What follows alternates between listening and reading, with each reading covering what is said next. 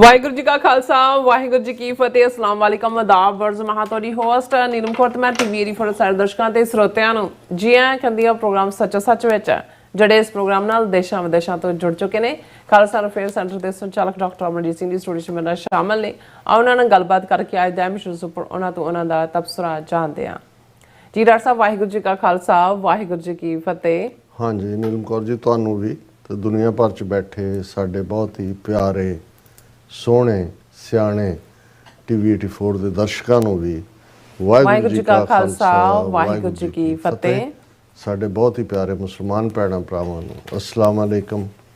ਗੰਗਾ ਜਮਨੀ ਤਹਿਜ਼ੀਬ ਦੇ ਹਿੰਦੂ ਤਵੀਆਂ ਨੂੰ ਨਮੋ ਨਮੈ ਤੇ ਬਾਕੀ ਸਭ ਵੀਰਾਂ ਭੈਣਾਂ ਨੂੰ ਆਦਾਬ ਅਰਜ਼। ਜੀ ਡਾਕਟਰ ਸਾਹਿਬ ਜੀ ਨੂੰ ਪ੍ਰੋਗਰਾਮ ਸੱਚਾ ਸੱਚ ਵਿੱਚ ਬਹੁਤ ਧੰਨਵਾਦ ਜੀ ਡਾਕਟਰ ਸਾਹਿਬ। ਅੱਜ 31 ਜੁਲਾਈ 2025 16 ਸਾਵਨ ਨਾਨਕਸ਼ਾਹੀ ਸੰਮਤ 557 ਦਾ ਦਿਨ ਹੈ ਤੇ ਡਾਕਟਰ ਸਾਹਿਬ ਪ੍ਰੋਗਰਾਮ ਸ਼ੁਰੂ ਕਰਨ ਤੋਂ ਪਹਿਲਾਂ ਅਸੀਂ ਦਰਸ਼ਕਾਂ ਤੇ ਸਰੋਤਿਆਂ ਨੂੰ ਹਮੇਸ਼ਾ ਤਰ੍ਹਾਂ ਦੱਸਦੇ ਵਿਊਅਰਸ ਜੇ ਤੁਸੀਂ ਹੱਕ ਸੱਚ ਇਨਸਾਫ ਤੇ ਪੈਰਾ ਦਿਨ ਦਾ ਇੱਕੋ ਇੱਕ ਚੈਨਲ ਟੀਵੀ 84 ਨੂੰ ਦੇਖਣਾ ਚਾਹੁੰਦੇ ਹੋ ਤਾਂ ਤੁਸੀਂ ਦੇਖ ਸਕਦੇ ਹੋ Spectrum cable, RCN cable, welcome Canada, Roku, Jadoo box, ਸ਼ਾਵਾ, ਫੇਸਬੁੱਕ, ਟੀਵੀ 84 ਦੀ ਐਪ ਰਾਹੀਂ online streaming and IP box ਤੇ ਤੁਸੀਂ ਟੀਵੀ 84 ਨੂੰ ਦੇਖ ਸਕਦੇ ਹੋ। ਵਿਊਅਰਸ ਜੇ ਤੁਸੀਂ ਟੀਵੀ 84 ਨਾਲ ਜਾਂ ਪ੍ਰੋਗਰਾਮ ਸੱਚੋ ਸੱਚ ਨਾਲ ਫੇਸਬੁੱਕ ਰਾਹੀਂ ਜੁੜੇ ਹੋ ਤਾਂ ਇਸ ਨੂੰ ਵੱਧ ਲਾਈਕ ਕਰੋ ਤੇ ਸ਼ੇਅਰ ਕਰੋ ਅਤੇ ਨਾਲ ਹੀ YouTube ਤੇ ਸਬਸਕ੍ਰਾਈਬ ਵੀ ਕਰੋ। ਇਹ ਵੀ ਦੱਸ ਕਿ ਤੁਸੀਂ ਟੀਵੀ 84 ਦੀ ਐਪ ਨੂੰ ਐਂਡਰੋਇਡ ਐਂਡ ਐਪ ਸਟੋਰ ਤੇ ਡਾਊਨਲੋਡ ਕਰਕੇ ਜੋ ਟੀਵੀ 84 ਦੀ ਲਾਈਵ ਸਟ੍ਰੀਮ ਹੈ ਇਸ ਨੂੰ ਤੁਸੀਂ 24 ਆਵਰਸ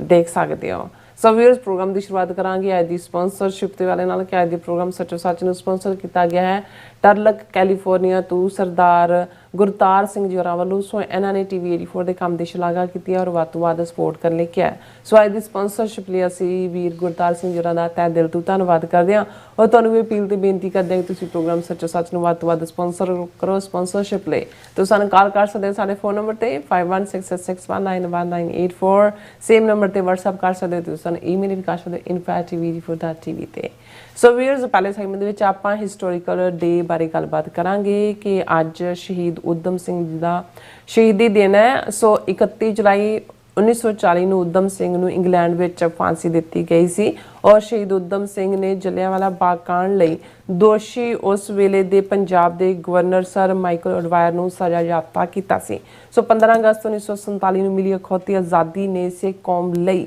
ਫਿਰੰਗੀਆਂ ਦੀ ਗੁਲਾਮੀ ਚੋਂ ਨਿਕਲ ਕੇ ਬ੍ਰਾਹਮਣ ਮਾਦੀਆਂ ਦੀ ਗੁਲਾਮੀ ਵਿੱਚ ਫਸਣ ਵਾਲੀ ਗੱਲ ਸੀ। ਸੋ ਅੱਜ ਦੇ ਖਾਲਿਸਤਾਨੀ ਸੰਘਰਸ਼ ਦੇ ਯੋਧਿਆਂ ਨੂੰ ਦਹਿਸ਼ਤਗਰਦ ਦੱਸਣ ਵਾਲੇ ਉਸ ਸ਼੍ਰੇਣੀ ਵਿੱਚ ਵੀ ਆਉਂਦੇ ਹਨ ਜਿਹੜੇ ਕਦੇ ਬ੍ਰਿਟਿਸ਼ ਗੁਲਾਮੀ ਖਿਲਾਫ ਲੜਨ ਵਾਲੇ ਯੋਧਿਆਂ ਨੂੰ ਦਹਿਸ਼ਤਗਰਦ ਕਹਿੰਦੇ ਸਨ। ਸੋ ਇਸ ਬਾਰੇ ਆਪਾਂ ਗੱਲਬਾਤ ਕਰਨ ਜਾ ਰਹੇ ਹਾਂ। ਸੋ ਅਸੀਂ ਚਾਹਾਂਗੇ ਕਿ ਤੁਸੀਂ ਇਸੇ ਤਰ੍ਹਾਂ ਬਣੇ ਰਹਿਣਾ। ਦੇਖਣ ਸੁਣਨ ਲਈ ਤੁਹਾਡਾ ਸਭ ਦਾ ਬਹੁਤ ਬਹੁਤ ਧੰਨਵਾਦ। ਜੀ ਡਾਕਟਰ ਸਾਹਿਬ ਕੀ ਵਿਚਾਰ ਹਨ? ਸਭ ਤੋਂ ਪਹਿਲਾਂ ਅੱਜ ਦੇ ਪ੍ਰੋਗਰਾਮ ਨੂੰ ਸਪਾਂਸਰ ਕਰਨ ਲਈ ਅਸੀਂ ਵੀਰ ਗੁਰਤਾਰ ਸਿੰਘ ਜਿਹੜੇ ਕੈਲੀਫੋਰਨੀਆ ਦੇ ਟਰਲਕ ਕਸਬੇ ਦੇ ਵਿੱਚ ਨਿਵਾਸ ਕਰਦੇ ਨੇ ਉਹਨਾਂ ਦਾ ਸ਼ੁਕਰੀਆ ਅਦਾ ਕਰਦੇ ਹਾਂ। ਇਹ ਵੀਰ ਨੇ ਜਿਵੇਂ ਲੱਭ ਕੇ ਡੋਨੇਟ ਕਰਨਾ ਹੁੰਦਾ ਹੈ ਪਹਿਲਾਂ ਇਹ ਕਮਿਊਨੀਕੇਟ ਕਰਦੇ ਰਹੇ ਸਮਹਾਓ ਜਿਹੜੀ ਫੋਨ ਲਾਈਨ ਹੈ ਉਸ ਦੇ ਉੱਤੇ ਫੋਨ ਚੁੱਕਿਆ ਨਹੀਂ ਗਿਆ ਜਾਂ ਕੋਈ ਅਦਰਵਾਈਜ਼ ਸੀ। ਫਿਰ ਇਹਨਾਂ ਨੇ ਇੱਕ ਲਿਖਤ ਸਾਨੂੰ ਲਿਖੀ ਕਿ ਵੀ ਮੈਂ ਡੋਨੇਟ ਕਰਨਾ ਚਾਹੁੰਦਾ ਹਾਂ ਪਰ ਮੇਰਾ ਕਮਿਊਨੀਕੇਸ਼ਨ ਨਹੀਂ ਹੋ ਰਹੀ ਔਰ ਉਸ ਤੋਂ ਬਾਅਦ ਉਹਨਾਂ ਦੇ ਨਾਲ ਰਾਬਤਾ ਹੋਇਆ ਔਰ ਉਹਨਾਂ ਨੇ ਜਿਹੜਾ ਹੈ ਉਹ ਟੀਵੀ 84 ਦਾ ਅੱਜ ਦਾ ਪ੍ਰੋਗਰਾਮ ਸਪਾਂਸਰ ਕੀਤਾ। ਮੈਂ ਸਮਝਦਾ ਮੈਨੂੰ ਬੇਸ਼ੱਕ ਅਸੀਂ ਉਹਨਾਂ ਸਾਰੇ ਆਪਣੇ ਵੈਲ ਵਿਸ਼ਰਸ ਦਾ ਜਿਹੜੇ ਪਿਛਲੇ 30-35 ਸਾਲ ਤੋਂ ਸਾਡੇ ਨਾਲ ਜੁੜੇ ਹੋਏ ਨੇ ਔਰ ਐਜ਼ ਏ ਗੁੱਡਵਿਲ ਉਹ ਸਮਝਦੇ ਨੇ ਜੋ ਅਸੀਂ ਕਰ ਰਹੇ ਹਾਂ ਉਸ 'ਚੋਂ ਪੰਥ ਦੀ ਚੜ੍ਹਦੀ ਕਲਾ ਦਾ ਖਾਲਿਸਤਾਨ ਦਾ ਏਜੰਡਾ ਨਿਕਲਦਾ ਹਮਾਇਤ ਕਰਦੇ ਨੇ। ਪਰ ਇਸ ਕਿਸਮ ਦੇ ਵੀਰ ਭੈਣਾਂ ਮੇਰੇ ਲਈ ਹੋਰ ਵੀ ਵੱਡੇ ਹੌਸਲੇ ਵਾਲੀ ਗੱਲ ਹੁੰਦੀ ਹੈ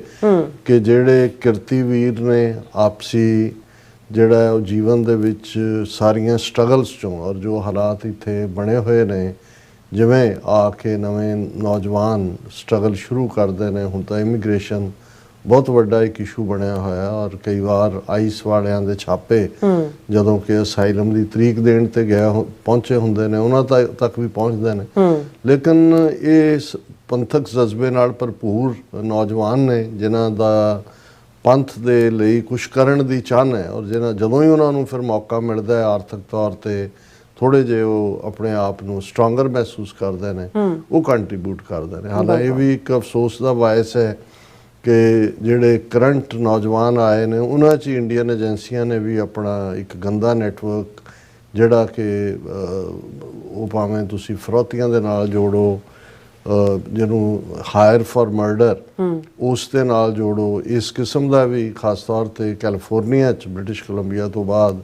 ਨੈਟਵਰਕ ਹੈ, ਔਰ ਅੱਜ ਵੀ ਲੇਟੈਸਟ ਖਬਰਾਂ ਦੇ ਵਿੱਚ ਉਹਨਾਂ ਨੇ ਕੁਛ ਇਸ ਕਿਸਮ ਦੇ ਹੋਰ ਬੰਦਿਆਂ ਨੂੰ ਇੱਕ ਜਿਹੜਾ ਉਹ ਦਬੋਚਿਆ, ਜਿਹੜੇ ਕਿ ਇਸ ਕਿਸਮ ਦੇ ਬੇਸ਼ੱਕ ਦੁੱਖ ਤਾਂ ਹੁੰਦਾ ਹੈ ਵੀ ਬੱਚੇ ਸਿੱਖਾਂ ਦੇ ਨੇ, ਉੱਥੋਂ ਮਾਪਿਓ ਨੇ ਉਹਨਾਂ ਨੂੰ ਭੇਜਿਆ ਜਾਂ ਇੱਥੇ ਜਿਹੜੀ ਵੀ ਆ ਕੇ ਸੈਟਲ ਹੋਣ ਦੀ ਕੋਸ਼ਿਸ਼ ਕਰਨ ਵਾਲੇ ਨੇ, ਪਰ ਅਸੀਂ ਅਮਰੀਕਨ ਲਾ ਐਨਫੋਰਸਮੈਂਟ ਏਜੰਸੀਆਂ ਦੀ ਸ਼ਲਾਘਾ ਕਰਦੇ ਹਾਂ। ਔਰ ਇਹ ਬੜਾ ਜ਼ਰੂਰੀ ਹੈ ਕਿ ਜਿਸ ਕਿਸਮ ਦਾ ਇਹ ਮਾਹੌਲ ਖਾਸ ਤੌਰ ਤੇ ਕੈਲੀਫੋਰਨੀਆ 'ਚ ਸੈਂਟਰਲ ਵੈਲੀ ਫਰੈਜ਼ਨੋ ਤੋਂ ਲੈ ਕੇ ਬੇ ਏਰੀਏ ਤੱਕ ਫਿਰੌਤੀਆਂ ਦਾ, ਧਮਕੀਆਂ ਦਾ, ਵਾਇਲੈਂਸ ਦਾ ਜੋ ਮਾਹੌਲ ਸਿਰਜਿਆ ਜਾ ਰਿਹਾ ਸੀ, ਔਰ ਉਸ ਨੂੰ ਭਾਰਤੀ ਏਜੰਸੀਆਂ ਔਰ ਉਹਨਾਂ ਦੇ ਜ਼ਰ ਖਰੀਦ ਜਿਹੜੇ ਪੱਤਰਕਾਰ ਨੇ ਉਹ ਖਾਲਿਸਤਾਨੀ ਸੰਘਰਸ਼ ਪਾਉਣ ਦੀ ਕੋਸ਼ਿਸ਼ ਕਰ ਰਹੇ ਸੀ, ਅਜੇ ਵੀ ਕਰ ਰਹੇ ਨੇ। ਕਦੇ ਇਹਦੇ ਨਾਲ ਇੰਟਰਵਿਊ ਕੀਤਾ, ਕਦੇ ਉਹਦੇ ਨਾਲ ਕੀਤਾ। ਤੇ ਮੈਨੂੰ ਕਈ ਵਾਰੀ ਹੈਰਾਨੀ ਵੀ ਹੁੰਦੀ ਹੈ ਕਿ ਕਈ ਵਾਰ ਬੜੇ ਵੈਲ ਮੀਨਿੰਗ ਆਪਣੇ ਬੰਦੇ ਪਤਾ ਨਹੀਂ ਕਿਉਂ ਉਹਨਾਂ ਨੂੰ ਇੰਟਰਵਿਊ ਦੇਣ ਲਈ ਤਿਆਰ ਹੋ ਜਾਂਦੇ ਨੇ। ਤੁਹਾਨੂੰ ਇਹ ਪਤਾ ਹੋਣਾ ਚਾਹੀਦਾ। ਔਰ ਇਸ ਕਿਸਮ ਦੀਆਂ ਉਹਨਾਂ ਨੇ 2 ਬੀਬੀਆਂ ਵੀ ਜਿਹੜੀਆਂ ਨੇ ਰਿਪੋਰਟਿੰਗ ਦੇ ਨਾਂ ਥੱਲੇ ਛੱਡੀਆਂ ਹੋਈਆਂ ਨੇ, ਜਿਹੜੀਆਂ ਤੁਹਾਨੂੰ ਦੇਖਣ ਨੂੰ ਲੱਗੇਗਾ ਵੀ ਉਹ ਨਿਊਟਰਲ ਇੰਟਰਵਿਊ ਕਰ ਰਹੀਆਂ, ਬਟ ਉਹਨਾਂ ਨੇ ਇਨ ਦਾ ਐਂਡ ਤੁਹਾਡੇ ਐਸੀ ਸੱਟ ਮਾਰਨੀ ਹੈ ਖਾਲਿਸਤਾਨ ਦੀ ਮੂਵਮੈਂਟ ਨਾਲ ਜੋੜ ਕੇ ਇੱਕ ਅੱਧੇ ਸਵਾਲ ਨਾਲ ਹੀ ਉਹ ਸਾਰਾ, ਔਰ ਉਹ ਬੰਦੇ ਆਪਣੇ ਹੈਂਡਲ ਨਹੀਂ ਕਰ ਪਾਉਂਦੇ। ਮੈਂ ਸਮਝਦਾ ਹਾਂ ਵੀ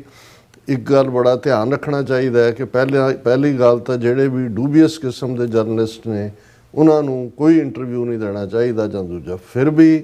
ਜੇ ਕੋਈ ਕਿਸੇ ਇਸ਼ੂ ਦੇ ਉੱਤੇ ਲੱਗਦਾ ਹੈ ਕਿ ਕੋਈ ਗੱਲ ਕਹਿਣੀ ਬਣਦੀ ਹੈ ਤਾਂ ਹਮੇਸ਼ਾ ਉਹਨਾਂ ਨੂੰ ਤੁਸੀਂ ਕਹੋ ਕਿ ਭਾਈ ਤੁਸੀਂ ਇਨ ਰਾਈਟਿੰਗ ਸਵਾਲ ਭੇਜੋ, ਅਸੀਂ ਇਨ ਰਾਈਟਿੰਗ ਜਵਾਬ ਦੇਵਾਂਗੇ। ਉਹਦੇ ਨਾਲ ਤੁਹਾਨੂੰ ਲੱਗੇਗਾ 99% ਦੌੜ ਜਾਂਦੇ ਨੇ, ਕਿਉਂਕਿ ਉਹਨਾਂ ਨੇ ਮਿਸਚਿਫ ਕਰਨੀ ਹੁੰਦੀ ਹੈ। ਸੋ ਉਹ ਪਹਿਲਾਂ ਕੀ ਕਰਦੇ ਨੇ, ਕਿਸੇ ਨੂੰ ਜਿਵੇਂ ਕੈਲੀਫੋਰਨੀਆ ਦੇ ਇੱਕ ਨੂੰ ਉਹਨਾਂ ਨੇ ਫੜਿਆ ਜਿਨ੍ਹਾਂ ਦਾ ਨੌਜਵਾਨ ਬੇਟਾ ਮਾਰਿਆ ਗਿਆ ਸੀ ਸੈਕਰਾਮੈਂਟੋ ਦੀ ਵਾਇਲੈਂਸ ਦੇ ਵਿੱਚ,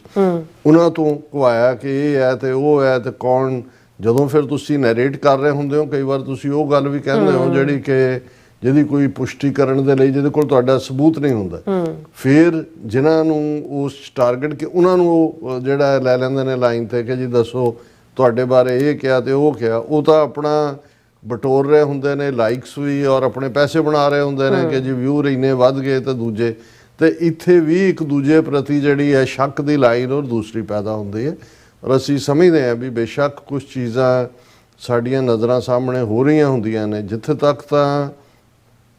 ਇਲੀਗਲ ਕੰਮ ਦਾ ਤਾਲੁਕ ਹੈ, ਕੋਈ ਵੀ ਇਸ ਕਿਸਮ ਦਾ ਜਿਹੜਾ ਗੁੰਡਾ ਐਲੀਮੈਂਟ ਹੈ, ਜਿਹੜਾ ਦਹਿਸ਼ਤਗਰਦੀ ਦੇ ਨਾਂ ਦੇ ਥੱਲੇ ਜਿਹੜੇ ਇਨਫੈਕਟ ਬੇਸ਼ੱਕ ਉਹਨਾਂ ਨੇ ਖਾਲਿਸਤਾਨੀ ਲਿਬਾਦਾ ਵੀ ਪਾਇਆ ਹੋਇਆ, ਮੇਰਾ ਹਮੇਸ਼ਾ ਇਹ ਹੁੰਦਾ ਵੀ ਉਹਨਾਂ ਨੂੰ ਐਕਸਪੋਜ਼ ਕਰਨਾ ਚਾਹੀਦਾ। ਅਸੀਂ ਇਹ ਕਹੀਏ ਕਿ ਜੀ ਨਹੀਂ ਇਹਦੀ ਪਛਾਣ ਕਿਉਂਕਿ ਇਹਦੇ ਨਾਲ ਜੁੜ ਨਹੀਂ, ਇਹ ਜਿਹੜੀ ਜਿੱਥੇ ਵੀ ਇਸ ਕਿਸਮ ਦੇ ਹਮੇਸ਼ਾ ਇਹ ਹੁੰਦਾ ਹੈ ਵੀ ਜਿਹੜਾ ਹਲਕਾਇਆ ਕੁੱਤਾ ਜਿਸ ਬਾਰੇ ਹੁੰਦਾ ਵੀ ਜੇ ਤੁਹਾਨੂੰ ਇਹ ਲੱਗੇ ਵੀ ਉਹਨੇ ਗੁਆਂਢੀਆਂ ਦੀ ਲੱਤ ਫੜੀ ਹੈ ਤੇ ਤੁਹਾਡਾ ਉਹ ਧੌਣ ਨੂੰ ਪਏਗਾ ਫਿਰ। ਔਰ ਇਹ ਜਿਹੜਾ ਕ੍ਰਿਮੀਨਲ ਐਲੀਮੈਂਟ ਹੈ ਕਿਸੇ ਵੀ ਥਾਂ ਦੇ ਉੱਤੇ ਇਹਦੀ ਬਿਲਕੁਲ ਇਹਨੂੰ ਟੋਲਰੇਟ ਨਹੀਂ ਕੀਤਾ ਜਾਣਾ ਚਾਹੀਦਾ। ਔਰ ਅਸੀਂ ਸਮਝਦੇ ਹਾਂ ਕਿ ਲਾ ਐਨਫੋਰਸਮੈਂਟ ਏਜੰਸੀਜ਼ ਜਿਹੜਾ ਕੰਮ ਕਰ ਰਹੀਆਂ ਨੇ ਉਹਨਾਂ ਦੇ ਨਾਲ ਜਿਹੜਾ ਕੋਆਪਰੇਟ ਕੀਤਾ ਜਾਏ, ਜਿੱਥੇ ਵੀ ਇਹ ਨਜ਼ਰ ਵੀ ਆਉਂਦਾ ਕਿ ਭਾਈ ਇਹ ਪਾਰਟ ਹੈ, ਕਿਉਂਕਿ ਅਲਟੀਮੇਟਲੀ ਇਹ ਸਾਡੀ ਖਾਲਿਸਤਾਨ ਦੀ ਮੂਵਮੈਂਟ ਦੇ ਹੱਕ 'ਚ ਜਾਣ ਵਾਲੇ ਨਹੀਂ ਨੇ। ਵਕਤੀ ਤੌਰ ਤੇ ਕਿਸੇ ਨੇ ਜੈਕਟ ਖਾਲਿਸਤਾਨ ਦੀ ਪਾਈ ਹੋਈ ਹੈ ਜਾਂ ਕੋਈ ਅਦਰਵਾਈਜ਼ ਵੀ ਹੋਏ, ਲੇਕਿਨ ਇਹ ਜਿਹੜਾ ਕ੍ਰਿਮੀਨਲ ਐਲੀਮੈਂਟ ਹੈ, ਜਦੋਂ ਵੀ ਕ੍ਰਿਮੀਨਲ ਐਲੀਮੈਂਟ, ਔਰ ਜੇ ਅਸੀਂ ਆਪਣੇ ਹਥਿਆਰਬੰਦ ਸੰਘਰਸ਼ ਦੀ ਗੱਲ ਕਰੀਏ ਤੇ ਉਸ ਦੇ ਵਿੱਚ ਜਿਹੜਾ ਇੱਕ ਸਾਡੀ ਉਹਦੇ ਸ਼ਾਇਦ ਬਹੁਤਾ ਕੁਝ ਕੀਤਾ ਵੀ ਨਹੀਂ ਸੀ ਜਾ ਸਕਦਾ, ਜਦੋਂ ਕਾਲੀਆਂ ਬਿੱਲੀਆਂ ਰਾਹੀਂ ਬਲੈਕ ਕੈਟਸ ਰਾਹੀਂ ਕ੍ਰਿਮੀਨਲ ਐਲੀਮੈਂਟ ਉਹਨਾਂ ਨੇ ਮੂਵਮੈਂਟ ਦੇ ਵਿੱਚ ਐਡ ਕਰ ਦਿੱਤਾ। ਆਮ ਲੋਕਾਂ ਦੇ ਲਈ ਜਿਹੜੇ ਪੰਥ ਲਈ ਖਾਲਿਸਤਾਨ ਲਈ ਹਮਦਰਦੀ ਰੱਖਦੇ ਸੀ, ਲੋਕ ਤਾਂ ਘਰਾਂ 'ਚ ਡੀਕਦੇ ਸੀ ਵੀ ਕਦੇ ਜੁਝਾਰੂ ਸਿੰਘ ਆਉਣ ਤੇ ਅਸੀਂ ਉਹਨਾਂ ਨੂੰ ਪ੍ਰਸ਼ਾਦਾ ਛਕਾਈ, ਔਰ ਦੂਸਰੇ ਉਹੀ ਇੰਨੇ ਖੌਫਜ਼ਦਾ ਹੋ ਗਏ ਕਿਉਂਕਿ ਉਹਨਾਂ ਨੂੰ ਪਤਾ ਹੀ ਨਹੀਂ ਸੀ ਲੱਗਦਾ। ਉਹੀ ਸ਼ਾਮ ਨੂੰ ਪੀਲੇ ਪਟਕੇ ਔਰ ਖੁੱਲੀਆਂ ਦਾੜੀਆਂ ਦੇ ਨਾਲ ਆ ਕੇ ਉਹਨਾਂ ਦੀ ਸੇਵਾ ਭਾਲਦੇ ਸੀ, ਔਰ ਸਵੇਰ ਵੇਲੇ ਆ ਕੇ ਉਹਨਾਂ ਨੇ ਰੇਡ ਕੀਤਾ ਹੁੰਦਾ ਸੀ ਕਿਉਂਕਿ ਪੁਲਿਸ ਨੇ ਉਹੀ ਸਟ੍ਰੈਟਜੀ ਇਸਤੇਮਾਲ ਕੀਤੀ। ਔਰ ਬਹੁਤ ਸਾਰੀਆਂ ਜਿਹੜੀਆਂ ਨੈਗੇਟਿਵਿਟੀਜ਼ ਇਹਨਾਂ ਬਲੈਕ ਕੈਟਸ ਨੇ ਕੀਤੀਆਂ, ਬਦਫੈਲੀਆਂ ਕੀਤੀਆਂ, ਲੁੱਟਾਂ ਖੋਹਾਂ ਕੀਤੀਆਂ, ਹੋਰ ਜਿਹੜੇ ਨੇ ਕੁਕਰਮ ਕੀਤੇ, ਉਹ ਵੀ ਸੰਘਰਸ਼ ਦੇ ਖਾਤੇ 'ਚ ਪੈਂਦੇ ਚਲੇ ਗਏ। ਸੋ ਮੈਨੂੰ ਇਹ ਲੱਗਦਾ ਵੀ ਇੱਥੇ ਸਾਨੂੰ ਇਸ ਗੱਲ ਬਾਰੇ ਸੁਚੇਤ ਹੋਣ ਦੀ ਲੋੜ ਹੈ। ਕੋਈ ਵੀ ਕ੍ਰਿਮੀਨਲ ਕਿਸੇ ਲੈਵਲ ਦੇ ਉੱਤੇ ਵੀ ਜਿਹੜਾ ਲਾਅ ਬ੍ਰੇਕ ਕਰਦਾ, ਅਸੀਂ ਇਹਨਾਂ ਮੁਲਕਾਂ ਦੇ ਵਿੱਚ ਪੀਸਫੁਲ ਤਰੀਕੇ ਦੇ ਨਾਲ ਆਪਣੇ ਸੰਘਰਸ਼ ਨੂੰ ਅੱਗੇ ਤੋਰ ਰਹੇ ਹੈ। ਉਸ ਦੇ ਅੱਡ-ਅੱਡ ਚੈਨਲ ਨੇ। ਖਾਲਿਸਤਾਨ ਰੈਫਰੈਂਡਮ ਆਪਣੇ ਆਪ ਦੇ ਵਿੱਚ ਇੱਕ ਪੂਰੀ ਮੂਵਮੈਂਟ ਬਣ ਕੇ ਸਾਹਮਣੇ ਆਇਆ। 17 ਅਗਸਤ ਨੂੰ ਵਾਸ਼ਿੰਗਟਨ ਡੀਸੀ 'ਚ ਜਿਹੜਾ ਹੈ ਉਹ ਇਸ ਦੀਆਂ ਵੋਟਾਂ ਪੈਣ ਜਾ ਰਹੀਆਂ ਨੇ। ਉਸ ਤੋਂ ਪਹਿਲਾਂ ਕੈਲੀਫੋਰਨੀਆ ਦੇ ਵਿੱਚ ਸੈਨ ਫਰਾਂਸਿਸਕੋ, ਸੈਕਰਾਮੈਂਟੋ 'ਚ ਸਫਲਤਾ ਦੇ ਨਾਲ ਇਹ ਨੇਪਰੇ ਚੜ੍ਹਿਆ। ਜਿਹੜੀਆਂ ਪੈਰੇਡਸ ਹੁੰਦੀਆਂ ਨੇ ਸਟਾਕਟਨ ਗੁਰਦੁਆਰਾ ਸਾਹਿਬ ਹਿਸਟੋਰੀਕਲ ਗੁਰਦੁਆਰਾ, ਔਰ ਮੈਂ ਦੇਖ ਰਿਹਾ ਕਿ ਬਹੁਤ ਸਾਰੀਆਂ ਥਾਵਾਂ 'ਤੇ ਜਿੱਥੇ ਐਕਟੀਵਿਟੀ ਫੋਕਸਡ ਹੈ ਇਹਨਾਂ ਕ੍ਰਿਮੀਨਲ ਗੈਂਗਸ ਦੀ ਜਾਂ ਇਹਨਾਂ ਸਾਰਿਆਂ ਦੀ, ਉਹ ਥਾਵਾਂ ਨੇ ਜਾਂ ਉਹ ਆਲਾ ਦੁਆਲਾ ਜਿੱਥੇ ਕਿ ਖਾਲਿਸਤਾਨ ਦੀ ਗੱਲ ਹੁੰਦੀ ਹੈ। ਔਰ ਸਟਾਕਟਨ ਜਿੱਥੇ ਕਿ ਖਾਲਿਸਤਾਨ ਦਾ ਝੰਡਾ ਬਰਾਬਰ ਨਾਲ ਲਾਇਆ ਹੋਇਆ ਹੈ। ਇਹ ਸਾਰਾ ਪਿਛਲੇ ਪੀਰੀਅਡ ਦਾ ਆਲਾ ਦੁਆਲਾ ਇਹ ਬੈਲਟ ਸਾਰੀ ਦੇ ਵਿੱਚ ਜਿਹੜੀ ਹੈ ਇਹ ਇਸ ਕਿਸਮ ਦੇ ਕ੍ਰਿਮੀਨਲਸ ਨੂੰ, ਔਰ ਜਿਨ੍ਹਾਂ ਦਾ ਕਿਤੇ ਨਾ ਕਿਤੇ ਸੰਬੰਧ ਏਜੰਸੀਆਂ ਦੇ ਨਾਲ ਜਾ ਕੇ ਜੁੜਦਾ ਹੈ, ਕੋਈ ਸਿੱਧੇ ਤੌਰ 'ਤੇ ਕੋਈ ਅਸਿੱਧੇ ਤੌਰ 'ਤੇ। ਸੋ ਅਸੀਂ ਇਹ ਸਮਝਦੇ ਹਾਂ ਵੀ ਇਹਨਾਂ ਤੋਂ ਖਬਰਦਾਰ ਹੋਣ ਦੀ ਲੋੜ ਹੈ। ਔਰ ਦੂਸਰਾ ਪੱਖ, ਕਿਉਂਕਿ ਜਦੋਂ ਅਸੀਂ ਰੀਅਲ ਫਰੀडम ਫਾਈਟਰ ਔਰ ਉਸ ਦੀ ਲੇਬਲਿੰਗ ਕੀ ਹੁੰਦੀ ਹੈ, ਅੱਜ ਸ਼ਹੀਦ ਊਧਮ ਸਿੰਘ ਦਾ ਸ਼ਹੀਦੀ ਦਿਨ ਹੈ ਔਰ ਠੀਕ 85 ਸਾਲ ਪਹਿਲਾਂ ਅੱਜ ਦੇ ਦਿਨ ਉਹਨਾਂ ਨੂੰ ਇੰਗਲੈਂਡ ਦੇ ਵਿੱਚ ਫਾਂਸੀ ਦੇ ਰੱਸੇ 'ਤੇ ਚੁੰਮਣ ਨੂੰ ਜਿਹੜਾ ਮਜਬੂਰ ਕੀਤਾ ਗਿਆ ਸੀ। ਮਜਬੂਰ ਮੈਂ ਇਸ ਲਈ ਕਹਿ ਰਿਹਾ ਕਿਉਂਕਿ ਹਰ ਨੌਜਵਾਨ ਜਦੋਂ ਉਹ ਆਪਣੀ ਜੀਵਨ ਦੀ ਸ਼ੁਰੂਆਤ ਕਰਦਾ ਔਰ ख़ास ਤੌਰ 'ਤੇ ਜਦੋਂ ਅਸੀਂ ਸ਼ਹੀਦ ਊਧਮ ਸਿੰਘ ਦਾ ਪਿਛੋਕੜ ਦੇਖਦੇ ਹਾਂ, ਇੱਕ ਯਤੀਮ ਬੱਚਾ ਜਿਸ ਦੀ ਮਾਤਾ ਪਿਤਾ ਬਹੁਤ ਬਚਪਨ 'ਚ ਚੜ੍ਹਾਈ ਕਰ ਜਾਂਦੇ ਨੇ ਔਰ ਉਹਨਾਂ ਦੇ ਰਿਸ਼ਤੇਦਾਰ ਇੱਕ ਊਧਮ ਸਿੰਘ ਨੂੰ ਔਰ ਉਹਨਾਂ ਦੇ ਇੱਕ ਕਜ਼ਨ ਹੋਰ ਉਹਨਾਂ ਨੂੰ ਸੈਂਟਰਲ ਖਾਲਸਾ ਯਤੀਮਖਾਨਾ, ਜਿਹੜੀਆਂ ਕੁਛ ਇੰਸਟੀਚਿਊਟਸ ਬੇਸ਼ੱਕ ਅੱਜ ਚੀਫ ਖਾਲਸਾ ਦੀਵਾਨ ਵਿਵਾਦਾਂ ਦੇ ਘੇਰੇ 'ਚ ਵੀ ਹੈ ਔਰ ਮੋਰਲੀ ਕਰਪਟ ਲੋਕਾਂ ਦੇ ਹੱਥ 'ਚ ਆਇਆ ਹੋਇਆ ਕੰਮ, ਔਰ ਜਿਹੜੀਆਂ ਇੰਸਟੀਚਿਊਟਸ ਵੀ ਨੇ ਚੀਫ ਖਾਲਸਾ ਦੀਵਾਨ ਦੇ ਥੱਲੇ ਉਹਨਾਂ 'ਚ ਵੀ ਹਿੰਦੂਤਵੀ ਆਈਡੀਓਲੋਜੀ ਹਾਵੀ ਹੈ। ਪਰ ਇਹਦੇ 'ਚ ਕੋਈ ਸ਼ੱਕ ਨਹੀਂ ਹੈ ਕਿ ਇੱਕ ਜ਼ਮਾਨੇ 'ਚ ਭਾਈ ਵੀਰ ਸਿੰਘ ਵਰਗੇ ਜਿਹੜੇ ਇੱਕ ਲਿਟਰਰੀ ਫਿਗਰ ਵੀ ਸਨ ਔਰ ਬਹੁਤ ਵੱਡੇ ਜਿਹੜੇ ਨੇ ਉਹ ਸਿੱਖੀ ਦੇ ਪ੍ਰਚਾਰਕ ਦੇ ਤੌਰ ਦੇ ਉੱਤੇ ਉਹਨਾਂ ਦੀਆਂ ਲਿਖਤਾਂ ਨੇ, ਭਾਵੇਂ ਉਹ ਕੋਈ ਲੈਕਚਰ ਨਹੀਂ ਸੀ ਕਰਦੇ ਪਰ ਉਹਨਾਂ ਦੀ ਕਲਮ ਚੱਲੀ ਔਰ ਉਹਨਾਂ ਨੇ ਇੱਕ ਜਾਗ੍ਰਿਤੀ ਪੈਦਾ ਕੀਤੀ। ਉਹਨਾਂ ਦੀ ਰਹਿਨੁਮਾਈ ਥੱਲੇ ਹੀ ਇਹ ਬੇਸ਼ੱਕ ਜਿਹੜੇ ਚੀਫ ਖਾਲਸਾ ਦੀਵਾਨ ਦੇ ਬਹੁਤੇ ਕਾਰਕੁਨ ਉਦੋਂ ਵੀ ਸਨ ਹੁਣ ਵੀ ਨੇ, ਇਹ ਸਰਕਾਰ ਪੱਖੀ ਰਹੇ ਨੇ। ਇਹਨਾਂ ਨੂੰ ਲੋਕ ਸਰਕਾਰੀਆ ਹੀ ਕਹਿੰਦੇ ਸੀ ਕਿਉਂਕਿ ਇਹਨਾਂ ਦੇ ਵਿੱਚ ਕੋਈ ਮਜੀਠਾ ਸਰਦਾਰ ਹੈ ਔਰ ਕੋਈ ਸੰਧਾਵਾਲੀਆ ਸਰਦਾਰ ਹੈ, ਕੋਈ ਦੂਜਾ, ਉਹ ਜਿਨ੍ਹਾਂ ਨੇ ਬ੍ਰਿਟਿਸ਼ ਦੇ ਨਾਲ ਸਮਝੌਤਾ ਕਰ ਲਿਆ ਸੀ ਸਿੱਖ ਰਾਜ ਆਉਣ ਤੋਂ ਬਾਅਦ, ਉਹਨਾਂ ਤੋਂ ਜ਼ਗੀਰਾਂ ਵੀ ਲੈ ਲਈਆਂ ਸੀ ਔਰ ਆਪਣੇ ਕਾਰੋਬਾਰ ਵੀ ਕਰਦੇ ਸੀ, ਪਰ ਉਹ ਸਿੱਖੀ ਵੈਲਿਊਜ਼ ਨਾਲ ਜੁੜੇ ਹੋਏ ਸੀ। ਉਹ ਇਹ ਵੀ ਸਮਝਦੇ ਸੀ ਕਿ ਐਜੂਕੇਸ਼ਨ ਬੜੀ ਜ਼ਰੂਰੀ ਹੈ ਜੇ ਸਿੱਖੀ ਦੀ ਰਿਵਾਈਵਲ, ਕਿਉਂਕਿ ਇੱਕਦਮ ਅਸੀਂ ਸਿੱਖ ਰਾਜ ਆਉਣ ਤੋਂ ਬਾਅਦ 1849 ਤੋਂ ਬਾਅਦ ਦੇਖਦੇ ਹਾਂ ਕਿ ਪੰਜਾਬ ਦੇ ਉੱਤੇ ਇੱਕ ਪਾਸੇ ਈਸਾਈ ਪਾਦਰੀਆਂ ਨੇ ਹਮਲਾ ਕੀਤਾ, ਮਹਾਰਾਜਾ ਦਲੀਪ ਸਿੰਘ ਨੂੰ ਈਸਾਈ ਬਣਾ ਲਿਆ, ਕੁਛ ਵਰਿਆਂ ਬਾਅਦ ਕਪੂਰਥਲੇ ਦਾ ਰਾਜਾ ਵੀ ਈਸਾਈ ਹੋਇਆ ਔਰ ਦਰਬਾਰ ਸਾਹਿਬ ਜਿੱਥੇ ਬੁੰਗੇ, ਹੁਣ ਤਾਂ 3-4 ਬੁੰਗੇ ਰਹਿ ਗਏ ਨੇ, 90 ਦੇ ਕਰੀਬ ਬੁੰਗੇ ਸਨ ਜਿਨ੍ਹਾਂ ਦੇ ਵਿੱਚ ਇੱਕ ਚਾ ਕੇ ਪਾਦਰੀ ਬੈਠ ਗਏ ਔਰ ਉਹਨਾਂ ਨੇ ਆਪਣਾ ਸ਼ੁਰੂ ਕਰ ਲਿਆ ਈਸਾਈਅਤ ਦਾ। ਔਰ ਦੂਸਰਾ, ਔਰ ਉਸ ਜ਼ਮਾਨੇ ਦੇ ਵਿੱਚ ਜਦੋਂ ਅਸੀਂ ਸਿੰਘ ਸਭਾ ਮੂਵਮੈਂਟ ਦੀ ਬਿਗਨਿੰਗ ਦੇਖਦੇ ਹਾਂ ਤਾਂ ਉਸ ਦਾ ਰੀਜ਼ਨ ਸੀ ਕਿ 4 ਪ੍ਰਮੁੱਖ ਸਿੱਖ ਘਰਾਣਿਆਂ ਦੇ ਨੌਜਵਾਨਾਂ ਨੇ ਪਬਲਿਕਲੀ ਐਲਾਨ ਕੀਤਾ ਵੀ ਅਸੀਂ ਈਸਾਈ ਧਰਮ ਅਪਣਾ ਰਹੇ ਹਾਂ ਔਰ ਇਸ ਨੇ ਸਾਰੇ ਸਿੱਖਾਂ ਦੇ ਵਿੱਚ ਇੱਕ ਹਲਚਲ ਪੈਦਾ ਕੀਤੀ। ਹਾਲਾਂਕਿ ਬਹੁਤ ਸਾਰੇ ਸਿਆਣਿਆਂ ਦੇ ਸਮਝਾਉਣ ਤੇ ਉਹਨਾਂ ਨੇ ਆਪਣਾ ਫੈਸਲਾ ਬਦਲ ਲਿਆ, ਪਰ ਉਹਨਾਂ ਨੂੰ ਇਹ ਲੱਗਾ ਕਿ ਬਈ ਇਹ ਇੱਕ ਬਹੁਤ ਵੱਡਾ ਚੈਲੰਜ ਹੈ ਔਰ ਉਹਦੇ 'ਚੋਂ ਹੀ ਜਿਹੜੀ ਫਿਰ ਠਾਕਰ ਸਿੰਘ ਸੰਧਾਵਾਲੀਆ ਦੀ ਅਗਵਾਈ ਥੱਲੇ ਪਹਿਲੀ ਸਿੰਘ ਸਭਾ ਅੰਮ੍ਰਿਤਸਰ, ਫਿਰ ਸਿੰਘ ਸਭਾ ਲਾਹੌਰ, ਔਰ ਸਿੰਘ ਸਭਾ ਦਾ ਬਹੁਤ ਵੱਡਾ ਯੋਗਦਾਨ ਹੈ ਮੂਵਮੈਂਟ ਦਾ, ਜਿਨ੍ਹਾਂ ਨੇ ਫਿਰ ਉਹਨਾਂ ਨੇ ਦੇਖਿਆ ਵੀ ਐਜੂਕੇਸ਼ਨ ਕੀ ਹੈ। ਉਹਦੇ ਥੱਲੇ ਉਹਨਾਂ ਨੇ ਜਿੱਥੇ ਵੀ ਚੀਫ ਖਾਲਸਾ ਦੀਵਾਨ ਦੇ ਰੂਪ 'ਚ ਸਿੱਖ ਵਿਦਿਅਕ ਕਾਨਫਰੰਸ, ਐਜੂਕੇਸ਼ਨ ਕਾਨਫਰੰਸ ਹੋਣੀ, ਉੱਥੇ ਉਹਨਾਂ ਨੇ ਸਕੂਲ ਖੋਲ੍ਹਣਾ, ਖਾਲਸਾ ਸਕੂਲ। 1892 ਤੱਕ ਪਹੁੰਚਦੇ ਆ ਖਾਲਸਾ ਕਾਲਜ ਅੰਮ੍ਰਿਤਸਰ ਪਹਿਲੀ ਪ੍ਰੀਮੀਅਰ ਸਿੱਖ ਇੰਸਟੀਚਿਊਟ ਬਣਦੀ ਔਰ ਪ੍ਰੋਫੈਸਰ ਗੁਰਮੁਖ ਸਿੰਘ, ਭਾਈ ਦਿੱਤ ਸਿੰਘ ਇਹ ਫਾਊਂਡਰ ਨੇ ਸਿੰਘ ਸਭਾ ਮੂਵਮੈਂਟ ਦੇ। ਪਰ ਇਹਨਾਂ ਦੇ ਬਿਹਾਈਂਡ ਜਿੱਥੇ ਇਹ ਰਾਇਲ ਫੈਮਲੀਜ਼ ਵਾਲੇ ਚੀਫ ਖਾਲਸਾ ਦੀਵਾਨ ਵਾਲੇ ਸਰਦਾਰਾਂ ਦਾ ਫਾਈਨੈਂਸ ਸਪੋਰਟ ਸੀ, ਫਰੀਦਕੋਟ ਦੇ ਮਹਾਰਾਜੇ ਦਾ, ਕਪੂਰਥਲੇ ਜਿਹੜਾ ਬਿਕਰਮਜੀਤ ਸਿੰਘ ਔਰ ਦੂਸਰੇ ਜਿਨ੍ਹਾਂ ਨੇ ਫਾਈਨੈਂਸ਼ੀਅਲ ਖਾਲਸਾ ਕਾਲਜ ਲਈ, ਮਹਾਰਾਜਾ ਪਟਿਆਲਾ ਦਾ, ਇਹਨਾਂ ਸਾਰਿਆਂ ਦਾ ਨਾਭਾ ਦਾ ਫਾਈਨੈਂਸ਼ੀਅਲ ਹੈਲਪ ਇਹਨਾਂ ਦੀ ਸੀ। ਔਰ ਫਿਰ ਪ੍ਰਿੰਟਿੰਗ ਦੀ ਦੁਨੀਆ 'ਚ ਜਾਂ ਲਿਖਤ ਦੀ ਦੁਨੀਆ 'ਚ ਭਾਈ ਵੀਰ ਸਿੰਘ, ਭਾਈ ਕਾਨ ਸਿੰਘ ਨਾਭਾ, ਇਹ ਸਾਰੇ ਜਿਹੜੇ ਨੇ ਇਸ ਮੂਵਮੈਂਟ ਦਾ ਹਿੱਸਾ ਬਣਦੇ ਨੇ। ਔਰ ਬਹੁਤ ਵਾਰ ਜਦੋਂ ਅਸੀਂ 1898-99 'ਚ ਭਾਈ ਕਾਨ ਸਿੰਘ ਨਾਭਾ ਦੀ ਜਿਹੜੀ ਪਬਲਿਸ਼ਡ ਕਿਤਾਬ ਹੈ, ਜਿਹੜੀ ਅੱਜ ਵੀ ਉਨੀ ਰੈਲੇਵੈਂਟ ਹੈ, ਹਮ ਹਿੰਦੂ ਨਹੀਂ, ਇਹ ਦੇਖਦੇ ਆ, ਤੇ ਇਹ ਉਸ ਜਵਾਬ 'ਚ ਸੀ ਜਿਹੜੀ ਕਿ ਇੱਕ ਬੇਦੀ ਸੋਢੀ ਖੈਮਾ ਜਿਹੜਾ ਪੁਜਾਰੀਆਂ ਦੇ ਰੂਪ 'ਚ ਅਕਾਲ ਤਖਤ ਦਰਬਾਰ ਸਾਹਿਬ ਦੂਜੇ ਤੇ ਕਾਬਜ਼ ਸੀ, ਉਹਨਾਂ ਦੇ ਇੱਕ ਲਿਖਾਰੀ ਨੇ ਲਿਖੀ ਸੀ। ਸਨਾਤਨੀ ਕਿਸਮ ਦੇ ਉਹ ਲੋਕ ਜਿਹੜੇ ਜਨੇਊ ਵੀ ਪਾਉਂਦੇ ਸੀ, ਤਾਂ ਅੱਜ ਜਿਵੇਂ ਸੋ ਕਾਲਡ ਸਨਾਤਨੀ ਸਿੱਖਾਂ ਨੂੰ ਦੇ ਨਾਂ ਥੱਲੇ ਰਿਵਾਈਵ ਕਰਨ ਦੀ ਕੋਸ਼ਿਸ਼ ਕੀਤੀ ਜਾ ਰਹੀ ਹੈ। ਸਾਡੇ ਵੀਰ ਸਾਹਿਬ ਰੋਮੀ ਸੇਖੋਂ ਨੇ LA, ਉਹਨਾਂ ਨੇ ਕਿਹਾ ਕਿ ਵੀ ਅੱਜ ਜਿਹੜਾ ਇੱਕ ਵੱਡਾ ਤਬਕਾ ਕਿਸ ਕਿਸਮ ਦੇ ਪ੍ਰਚਾਰਕ ਜਿਹੜੇ ਨੇ ਉਹ ਸਨਾਤਨੀ ਕਿਸਮ ਦਾ ਸਿੱਖ ਧਰਮ ਪ੍ਰਚਾਰ ਹੈ। ਇਹਨਾਂ ਨੇ ਕਿਹਾ ਜੇ ਅਸੀਂ ਸਨਾਤਨੀ ਹੈ ਤਾਂ ਫਿਰ ਖਾਲਿਸਤਾਨ ਸੋਵਰਨਟੀ ਜਾਂ ਦੂਜੇ ਦੀ ਲੋੜ ਕੀ ਹੈ? ਜਿਹੜੇ ਕੋਈ ਕੁੰਭ ਨਹਾਉਣ ਤੁਰਿਆ ਹੋਇਆ, ਕੋਈ ਗਲ 'ਚ ਧਾਗਾ ਵੀ ਪਾਉਣ ਤੱਕ ਜਾਣ ਵਾਲੇ ਨੇ, ਔਰ ਕੀ ਉਹ ਕਬਾੜੀਏ ਕਿ ਕਾਂਬੜੀਏ ਕਿ ਕਿਹੜੇ ਜਿਹੜੇ ਗੁੰਡੇ ਜਿਹੇ ਸੜਕਾਂ ਦੇ ਉੱਤੇ ਤੁਰੇ ਫਿਰਦੇ ਨੇ ਜੀ, ਉੱਥੋਂ ਗੰਗਾ 'ਚੋਂ ਪਾਣੀ ਲਿਆਉਣਾ, ਉਹਨਾਂ ਦੇ ਨਾਲ ਵੀ ਨਿਹੰਗ ਬਾਣੇ ਦੇ ਵਿੱਚ ਤੁਰੇ ਹੋਏ ਕਿ ਜੀ ਅਸੀਂ ਵੀ ਸ਼ਿਵ ਜੀ ਦੇ ਪੁਜਾਰੀ ਹਾਂ। ਸੋ ਉਦੋਂ ਉਹਨਾਂ ਤੋਂ ਕਿਤਾਬ ਲਿਖਾਈ ਗਈ ਸੀ ਹਮ ਹਿੰਦੂ ਹੈ। ਉਹਦੇ ਜਵਾਬ 'ਚ ਭਾਈ ਕਾਨ ਨਹੀਂ ਤਾਂ ਜੇ ਪੰਜਾਬੀ 'ਚ ਹੀ ਲਿਖਣਾ ਸੀ ਤਾਂ ਫਿਰ ਇਹੀ ਸੀ ਵੀ ਅਸੀਂ ਹਿੰਦੂ ਨਹੀਂ, ਪਰ ਕਿਉਂਕਿ ਉਸ ਕਿਤਾਬ ਦਾ ਟਾਈਟਲ ਸੀ ਹਮ ਹਿੰਦੂ ਹੈ, ਉਹਦੇ ਜਵਾਬ 'ਚ ਭਾਈ ਕਾਨ ਸਿੰਘ ਨਾਭਾ ਨੇ ਲਿਖਿਆ ਹਮ ਹਿੰਦੂ ਨਹੀਂ। ਸੋ ਚਲੋ ਇਹ ਮੈਂ ਬੈਕਗਰਾਉਂਡ ਇਸ ਲਈ ਦਿੱਤੀ ਹੈ ਕਿ ਭਾਈ ਵੀਰ ਸਿੰਘ ਹੋਰਾਂ ਦੀ ਪ੍ਰੇਰਨਾ ਦੇ ਨਾਲ ਹੀ 2-3 ਇੰਸਟੀਚਿਊਟਸ ਜਿਹੜੀਆਂ ਨੇ, ਜਿਨ੍ਹਾਂ ਦੇ ਵਿੱਚ ਸੂਰਮਾ ਸਿੰਘ ਆਸ਼ਰਮ, ਅੱਜ ਵੀ ਜਦੋਂ ਅਸੀਂ ਨਬੀਨੇ ਜਿਹੜੇ ਸਾਡੇ ਜਿਨ੍ਹਾਂ ਦੀਆਂ ਅੱਖਾਂ ਦੀ ਰੌਸ਼ਨੀ ਨਹੀਂ, ਉਹ ਕੀਰਤਨੀ ਸਿੰਘ ਦੇਖਦੇ ਹੈ, ਜਥੇ ਦੇਖਦੇ ਹੈ, ਤੇ ਫਿਰ ਉੱਥੇ ਕ੍ਰੈਡਿਟ ਜਾਏਗਾ ਕਿ ਵੀ ਕਿਵੇਂ ਉਹਨਾਂ ਨੇ ਸੂਰਮਾ ਸਿੰਘ ਆਸ਼ਰਮ ਬਣਾਇਆ, ਕੀਰਤਨ ਦੀ ਟ੍ਰੇਨਿੰਗ, ਫਿਰ ਜਦੋਂ ਲੈਂਗੁਏਜ ਨੂੰ ਬ੍ਰੇਲ ਕਹਿੰਦੇ ਨੇ, ਜਿਹੜੇ ਕਿ ਜਿਨ੍ਹਾਂ ਦੀਆਂ ਅੱਖਾਂ ਨਹੀਂ ਨੇ, ਉਹ ਕਿਵੇਂ ਉਹਨਾਂ ਨੇ ਸਿੱਖਣਾ, ਯਾਦ ਕਰਨਾ ਔਰ ਲਿਖਣਾ, ਉਹ ਬ੍ਰੇਲ ਇੱਕ ਇੰਟਰਨੈਸ਼ਨਲੀ ਡਿਵੈਲਪਡ ਸੀ ਉਹਦੇ ਰਾਹੀਂ। ਔਰ ਦੂਸਰਾ ਜਿਹੜਾ ਭਾਈ ਵੀਰ ਸਿੰਘ ਹੋਰਾਂ ਦੀ ਪ੍ਰੇਰਨਾ ਦੇ ਨਾਲ ਇੰਸਟੀਚਿਊਟ ਸੈਂਟਰਲ ਖਾਲਸਾ ਯਤੀਮਖਾਨਾ,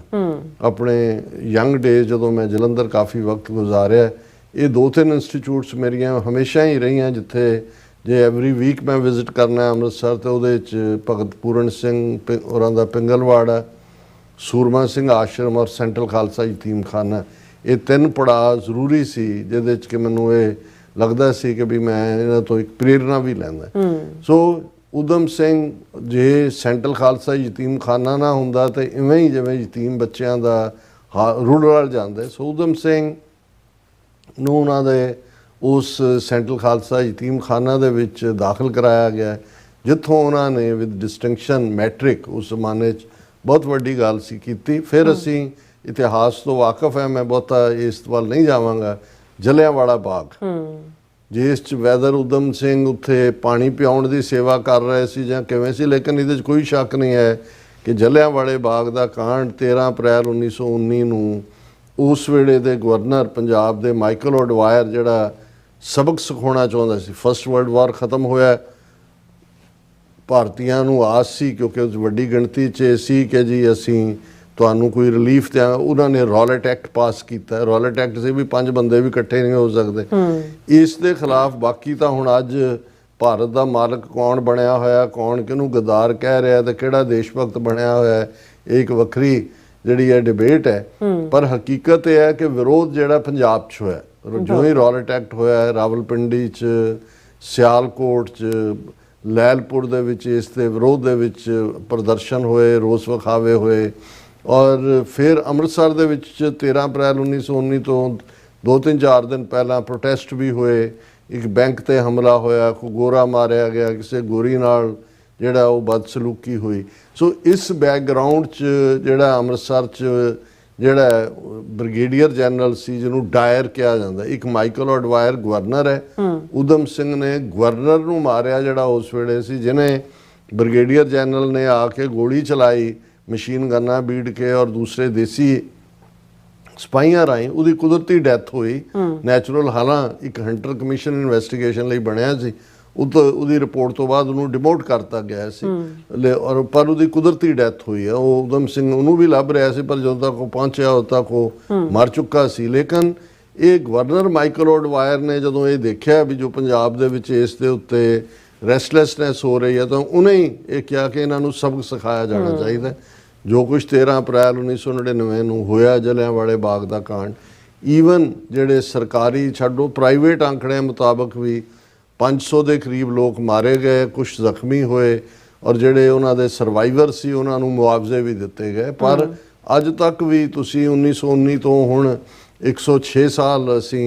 ਦੇਖਦੇ ਹੁਣ ਵੀ ਹੋਏਗਾ ਜੀ ਅੰਗਰੇਜ਼ ਮਾਫੀ ਮੰਗਣ, ਦੂਜੇ ਮੰਗਣ। ਹੁਣ ਇਹ ਇੱਕ ਆਪਣੇ ਆਪ ਦੇ ਵਿੱਚ ਜਦੋਂ ਅਸੀਂ ਪੰਜਾਬ ਦੀ ਧਰਤੀ ਦੇ ਬਦਲੇ ਖਮੀਰ ਦੀ ਗੱਲ ਕਰਦੇ ਹਾਂ, ਹਸਨ ਨਿਸਾਰ ਪਾਕਿਸਤਾਨ ਦੇ ਇੱਕ ਕਾਫੀ ਅੱਛੇ ਪੱਤਰਕਾਰ ਵੀ ਨੇ, ਇੰਟੈਲੈਕਚੁਅਲ ਵੀ ਨੇ, ਉਹਨਾਂ ਨੇ ਇੱਕ ਵਾਰ ਬਹੁਤ ਸਾਲ ਪਹਿਲਾਂ ਆਪਣੇ ਇੱਕ ਪ੍ਰੋਗਰਾਮ 'ਚ ਕਿਹਾ ਸੀ, ਉਹਨਾਂ ਨੇ ਕਿਹਾ ਵੀ ਜਲਿਆਂਵਾਲੇ ਬਾਗ 'ਚ ਹਿੰਦੂ ਵੀ ਮਰੇ, ਮੁਸਲਮਾਨ ਵੀ ਮਰੇ, ਸਿੱਖ ਵੀ ਮਰੇ, ਪਰ ਕਹਿੰਦੇ ਵੀ ਬਾਕੀਆਂ ਨੂੰ ਨਹੀਂ ਹੋਏ। ਇੱਕ ਸਿੱਖ ਲੜਕੇ ਨਹੀਂ ਜਾ ਕੇ ਜਿਹੜਾ ਉਹ 21 ਸਾਲ ਉਹਦਾ ਪਿੱਛਾ ਕਰਦਾ ਰਿਹਾ, ਉਹਨੂੰ ਜਾ ਕੇ ਸਜ਼ਾ ਯਾਫਤਾ ਕੀਤਾ। ਸੋ ਮੈਂ ਸਮਝਦਾ ਵੀ ਜਦੋਂ, ਔਰ ਇਸੇ ਤੋਂ ਹੀ ਇੱਕ ਮੁਸਲਮਾਨ ਸਕਾਲਰ ਨੇ ਕਿਹਾ ਸੀ ਕਿ ਸਿੱਖ ਭਾਵੇਂ ਪੰਜਾਬ ਦੀ ਵਿੱਚ ਇੱਕ ਮਾਈਨੋਰਿਟੀ ਨੇ, ਉਦੋਂ ਸਿੱਖਾਂ ਦੀ ਆਬਾਦੀ 14-15% ਸੀ, ਬਟ ਉਹਨੇ ਕਿਹਾ we Sikhs are the soul of Punjab, ਰੂਹ ਨੇ ਪੰਜਾਬ ਦੀ। ਔਰ ਇਹਦੇ 'ਚ ਕੋਈ ਸ਼ੱਕ ਨਹੀਂ ਹੈ ਕਿ ਜੋ ਪੰਜਾਬ ਦੀ ਧਰਤੀ ਦੇ ਖਮੀਰ ਨੂੰ 10 ਗੁਰੂ ਪਾਤਸ਼ਾਹਾਂ ਨੇ ਆਪਣੀਆਂ ਸਿੱਖਿਆਵਾਂ ਨਾਲ, ਆਪਣੇ ਉਸ ਸਰਬ ਸਾਂਝੀਵਾਲਤਾ ਦੇ ਮੈਸੇਜ ਨਾਲ ਉਸ ਧਰਤੀ ਦੇ ਉੱਤੇ ਜੋ ਇਨਸਾਨ ਪੈਦਾ ਕੀਤੇ, ਜੋ ਬਲਕਾਰ ਯੋਧੇ ਜਿਨ੍ਹਾਂ ਨੇ ਫਿਰ ਜਿਹੜਾ ਉਹ ਗੁਲਾਮੀ ਦੇ ਸੰਗਲ ਕੱਟਣ ਦੇ ਲਈ ਵੀ ਸਭ ਤੋਂ ਵੱਧ ਕੁਰਬਾਨੀਆਂ ਕੀਤੀਆਂ, ਇਨਸਾਨੀਅਤ ਵੀ ਉਹਨਾਂ ਦੇ ਵਿੱਚੋਂ ਇਨਸਾਨੀਅਤ ਨਾਲ ਲਬਰੇਜ਼ ਨੇ। ਔਰ ਦੁਨੀਆ ਨੇ ਇਸ ਕੋਵਿਡ-19 ਦੇ ਚੱਲਦਿਆਂ ਦੇਖਿਆ ਕਿ ਹਿਊਮੈਨੀਟੇਰੀਅਨ ਆਸਪੈਕਟ ਕੀ ਹੁੰਦਾ। ਇਸੇ ਹੀ ਕੌਮ 'ਚੋਂ ਭਾਈ ਬਚਿੱਤਰ ਸਿੰਘ ਸਾਰਖੇ ਯੋਧੇ ਵੀ ਨਿਕਲੇ ਨੇ, ਭਾਈ ਕਨ੍ਹਈਆ ਸਾਰਖੇ ਇਨਸਾਨੀਅਤ ਦੇ ਸੇਵਕ ਵੀ ਨਿਕਲੇ ਨੇ। ਔਰ ਉਹ ਜਿਹੜਾ ਪਿਆਰ ਦਾ, ਔਰ ਇਹੀ ਜਦੋਂ ਅਸੀਂ ਪੰਜਾਬ ਨੂੰ ਦੀ ਇਤਿਹਾਸ ਦੀ ਗੱਲ ਕਰਦੇ ਹਾਂ ਤਾਂ 5.5 ਸਦੀਆਂ ਪਹਿਲਾਂ ਜਿਹੜੀ ਇੱਕ ਨਵੀਂ ਚੇਂਜ ਹੋਈ, ਪੰਜਾਬ ਤਾਂ ਐਗਜ਼ਿਸਟ ਹਜ਼ਾਰਾਂ ਸਾਲਾਂ ਤੋਂ ਕਰਦਾ ਸੀ, ਇੰਡਸ ਵੈਲੀ ਸਿਵਲਾਈਜੇਸ਼ਨ 3-4 ਹਜ਼ਾਰ ਸਾਲ ਪੁਰਾਣੀ ਹੈ। ਹੁਣ ਇਹੀ ਰੀਜ਼ਨ ਜਦੋਂ ਅਸੀਂ ਖਾਸ ਤੌਰ ਤੇ 18ਵੀਂ ਸਦੀ ਸਿੱਖ ਰਾਜ ਦਾ ਜਾਣਾ, 1849 ਚ ਅੰਗਰੇਜ਼ਾਂ ਦੇ ਪੀਛ ਪੈਣਾ, ਔਰ ਉਸ ਤੋਂ ਬਾਅਦ ਦੇਖਦੇ ਹਾਂ ਵੀ ਪੰਜਾਬ ਦਾ ਸਿੱਖ ਬੈਠਾ ਨਹੀਂ ਹੈ, ਇੱਕ ਦਿਨ ਵੀ ਨਹੀਂ ਬੈਠਾ ਹੈ ਕਿ ਉਹਨਾਂ ਨੇ ਗੁਲਾਮੀ ਆ ਗਏ ਜਾਂ ਬਾਕੀ ਰੈਸਟ ਆਫ ਇੰਡੀਆ ਤੇ ਤਾਂ 1757 ਚ ਪਲਾਸੀ ਦੀ ਲੜਾਈ ਤੋਂ ਬਾਅਦ ਅੰਗਰੇਜ਼ਾਂ ਨੇ ਕਬਜ਼ਾ ਕਰ ਲਿਆ ਸੀ। ਪੰਜਾਬ ਇੰਡੀਪੈਂਡੈਂਟ ਜਿਹੜਾ ਹੈ 1849 ਤੱਕ ਰਿਹਾ, ਜਿਹਨੇ ਸਿਰਫ 98 ਸਾਲ ਅੰਗਰੇਜ਼ੀ ਰਾਜ ਦੇ ਥੱਲੇ ਰਹੇ, ਲੇਕਿਨ ਉਹਨਾਂ 98 ਸਾਲਾਂ 'ਚ ਵੀ ਅੰਗਰੇਜ਼ਾਂ ਨੂੰ ਚੈਨ ਨਾਲ ਬਹਿਣ ਨਹੀਂ ਦਿੱਤਾ ਹੈ। ਪਹਿਲਾ ਰਿਬੈਲੀਅਨ ਭਾਈ ਮਹਾਰਾਜ ਸਿੰਘ ਨੇ ਖੜਾ ਕੀਤਾ, ਇਮੀਡੀਏਟ ਉਹਨਾਂ ਨੂੰ ਜਿਹੜਾ ਉਹ ਫੜ ਲਿਆ ਗਿਆ ਸ਼ਾਮ 84 ਤੋਂ, ਸਿੰਗਾਪੁਰ ਜਿਹੜਾ ਉਹਨਾਂ ਦੀ ਇੱਕ ਸੋਲੀਟਰੀ ਸੈੱਲ ਦੇ ਵਿੱਚ ਉਹਨਾਂ ਦੀ ਡੈਥ ਹੁੰਦੀ ਹੈ। ਔਰ ਕੁੱਕਿਆਂ ਦੀ, ਅੱਜ ਦੇ ਕੁੱਕੇ ਭਾਵੇਂ RSS ਦੇ ਦੁਮਛੱਲੇ ਬਣੇ ਹੋਣ, ਬਟ ਬਾਬਾ ਰਾਮ ਸਿੰਘ ਨਾਮਧਾਰੀ ਕੋਈ ਛੋਟੀ ਰਹਿਣ ਨਾ ਦੇਵੋ ਹਿੰਦ 'ਚ ਰਾਜ ਫਰੰਗੀ ਦਾ, ਉਹਨਾਂ ਨੇ ਜਿਹੜਾ ਉਹ ਯੋਧੇ ਦਿੱਤੇ ਉਸ ਕੂਕਾ ਲਹਿਰ ਨੇ ਕਿ ਤੋਪਾਂ ਦੇ ਸਾਹਮਣੇ ਉਹਨਾਂ ਨੂੰ ਉਡਾਇਆ ਗਿਆ ਸੀ। ਕਿੰਨੇ ਉਹ ਲੁਧਿਆਣਾ ਹੋਏ, ਮਲੇਰਕੋਟਲਾ ਹੋਏ, ਬਾਕੀ ਥਾਵਾਂ ਦੇ ਉੱਤੇ। ਔਰ ਇੱਕ ਉਹਨਾਂ ਚਾਹੁੰਦੀ ਹੈ ਹਿਸਟਰੀ, ਛੋਟਾ ਬੱਚਾ ਸੀ 12-13 ਸਾਲ ਦਾ, ਤੋਪ ਦੀ ਬੈਰਲ ਉਹਦੇ ਸਾਹਮਣੇ ਹੈ ਤੇ ਉਹ ਅੱਡੀ ਚੁੱਕ ਲਈ ਉਹਨੇ, ਪੈਰਾਂ ਪੱਬਾਂ ਪਰਨੇ ਹੋ ਗਿਆ ਕਿ, ਔਰ ਸ਼ਬਦ ਪੜ੍ਹਦੇ ਆ ਉਹ ਜਿਹੜੇ ਨੇ ਤੋਪਾਂ ਸਾਹਮਣੇ ਖਲੋਤੇ। ਫਿਰ ਅਸੀਂ ਅੱਜ ਜਦੋਂ ਡਾਇਸਪੋਰਾ ਖਾਲਿਸਤਾਨ ਦੀ ਮੂਵਮੈਂਟ ਦਾ ਇੱਕ ਵੱਡਾ ਜਿਹੜਾ ਆਧਾਰ ਦੇਖਦੇ ਹਾਂ, ਤੇ ਫਿਰ ਇਸ ਗੱਲ ਦਾ ਧਿਆਨ ਰਿਹਾ ਕਿ ਜਿਸ ਸੋ ਕਾਲਡ ਆਜ਼ਾਦੀ ਨੂੰ, ਸਾਡੇ ਲਈ ਤਾਂ ਨਹੀਂ, ਇਹ ਤਾਂ ਮਾਣ ਹੀ ਰਿਹਾ ਨਾ ਹਿੰਦੂ ਤਾਂ ਵੀ, 1000 ਸਾਲ ਦੀ ਗੁਲਾਮੀ ਬਾਅਦ ਕਹਿੰਦੇ ਨੇ ਜੀ ਸਾਨੂੰ ਰਾਜ ਮਿਲਿਆ, ਤੇ ਉਹਦੇ 'ਚ ਡਾਇਸਪੋਰਾ ਸਿੱਖਾਂ ਦਾ, ਕਿਉਂਕਿ 18ਵੀਂ ਸਦੀ ਦੇ ਨਾ 19ਵੀਂ ਸਦੀ ਦੇ ਅੰਤ ਤੱਕ ਪਹੁੰਚਦੇ ਆ ਕੈਨੇਡਾ, ਅਮਰੀਕਾ ਔਰ ਬਾਕੀ ਮੁਲਕਾਂ, ਸ਼ੰਘਾਈ ਔਰ ਫਿਲੀਪੀਨਸ, ਔਰ ਇੱਥੇ ਆਪਣੇ ਲੋਕ ਆ ਗਏ ਸੀ। 8000 ਜਿਹੜਾ ਪੰਜਾਬੀ ਅਮਰੀਕਾ, ਕੈਨੇਡਾ, ਉਹਨਾਂ 'ਚੋਂ 7000 ਵਾਪਸ ਚਲੇ ਜਾਂਦੇ ਨੇ ਕਿ ਉਹਨਾਂ ਨੇ ਜਿਹੜਾ ਉਹ ਗਦਰ ਮਚਾਉਣਾ ਹੈ। ਨਹੀਂ ਕਾਮਯਾਬ ਹੋਏ, ਲੇਕਿਨ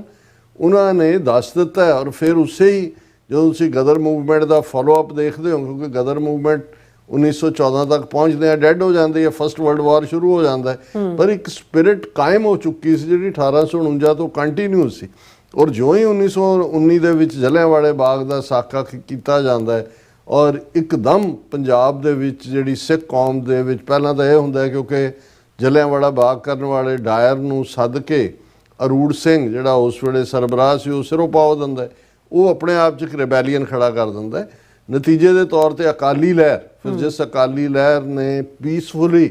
ਆਪਣੇ ਨਿਸ਼ਾਨੇ ਨੂੰ ਕਿਵੇਂ ਹਾਸਲ ਕਰਨਾ ਹੈ, ਜੋ ਉਹਦੇ ਰਿਕਾਰਡ ਕਾਇਮ ਕੀਤੇ, ਉਹ ਸਾਕਾ ਨਨਕਾਣਾ ਸਾਹਿਬ ਹੋਏ, ਉਹ ਚਾਬੀਆਂ ਦਾ ਮੋਰਚਾ ਹੋਏ,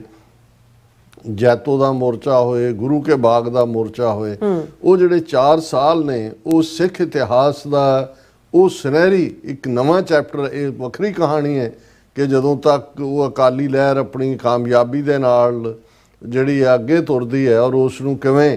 ਫਿਰ ਹਿੰਦੂ ਨੈਸ਼ਨਲਿਜ਼ਮ ਜਿਹੜਾ ਸੈਕੂਲਰਿਜ਼ਮ ਦੇ ਨਾਂ ਥੱਲੇ ਸੀ ਉਹ ਉਹਨੂੰ ਦਬੋਚ ਲੈਂਦੇ ਨੇ। ਤੇ ਨਤੀਜੇ ਦੇ ਤੌਰ ਦੇ ਉੱਤੇ ਅਸੀਂ ਦੇਖਦੇ ਹਾਂ ਕਿ 1947 ਤੱਕ ਪਹੁੰਚਦੇ ਹਾਂ, ਸਿੱਖ ਇਹ ਡਿਸਾਈਡ ਹੀ ਨਹੀਂ ਕਰ ਸਕਦੇ ਵੀ ਉਹਨਾਂ ਨੇ ਕੀ ਕਰਨਾ ਹੈ ਔਰ ਅਲਟੀਮੇਟਲੀ ਜਿਹੜਾ ਸੈਕੂਲਰਿਜ਼ਮ ਦੇ ਨਾਂ ਥੱਲੇ ਉਹ ਹਿੰਦੂਤਵਵਾਦ ਜਾਂ ਬ੍ਰਾਹਮਣਵਾਦ ਦੇ ਖਾਤੇ 'ਚ ਪੈਂਦੇ ਨੇ। ਔਰ ਇਹ ਜਿਹਨਾਂ ਨੂੰ ਇਹ ਆਜ਼ਾਦੀ ਮਿਲਦੀ ਹੈ, ਅੰਕੜੇ ਤੁਸੀਂ ਗਿਣਾ ਦਿਓ ਜੀ, ਇੰਨੇ ਫਾਂਸੀ ਚੜੇ, ਇੰਨੇ ਸਿੱਖ ਇੰਨੇ ਜੇਲ੍ਹਾਂ 'ਚ ਗਏ, ਇੰਨੇ ਕਾਲੇ ਪਾਣੀ ਗਏ। ਉਹ ਪਿਆਰਾ ਸਿੰਘ ਨਿਰਚਲ ਦੀਆਂ ਲਾਈਨਾਂ ਮੈਂ ਅਕਸਰ ਹੀ ਦੁਹਰਾ ਦਿੰਦਾ ਕਿ ਵੀ ਬਾਜ਼ੀ ਲੈ ਗਏ ਭਾਨੇ ਸ਼ਾਹ ਹੋਰੀ, ਅਸੀਂ ਧੌਣ ਭਰਾਉਣ ਦੇ ਯਾਰ ਹੀ ਰਹੇ। 47 ਕ੍ਰਿਮੀਨਲ ਟ੍ਰਾਈਬ ਔਰ 37 ਵਰੇ